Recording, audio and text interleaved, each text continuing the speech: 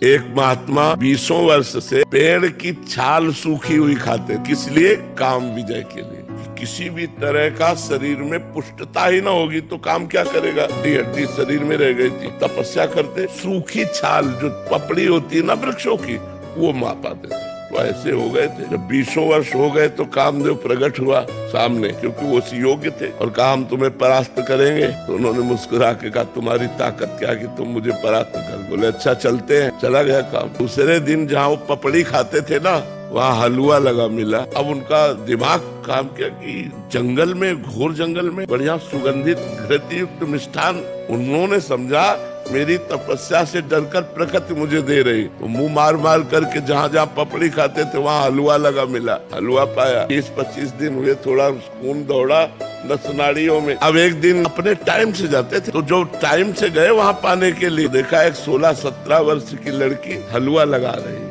जी ही देखा तो कमल नयनी सुंदरी नजदीक छम छम करती हुई पायल। महाराज की छाती में कुछ होने लगा। महाराज ने कहा कि तुम डर क्यों रही हो निडर होकर?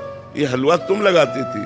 हाँ महाराज। बोले आज से छुपने की जरूरत नहीं है, पेड़ में लगाने की जरूरत नहीं, सीधे ले आया करो। मात्र में हलवा 10-5 दिन और हलवा पाया सीधे, तो काम वेदना अंदर जागृत हुई। उन्होंने कहा देवी तुम्हारा ब्याह हुआ है? उनका नहीं महाराज। बोले मेरा भी नहीं हुआ। तो बोले मैं आप जैसे महान तपस्वी को पति रूप में प्राप्त कर सकूं तो मेरा सौभाग्य। उनका फिर बोले एक शर्त है, हमारी माँ जंगल के बाहर रहती है, और उन्होंने कहा पति वही बनेगा जो अपना मुंह काला करवा कर हमें पीठ में बैठाल कर वहां तक ले जाएगा। बोले कर सकता हूँ, घुटनों के बल चल करके वहाँ। तो वहाँ ले गए तो कामदेव खड़ा था और बोला तेरी तपस्या को नष्ट नहीं करना चाहता, केवल दिखाना चाहता हूँ। घुटनों केवल आया है एक मेरी माया के इशारे से।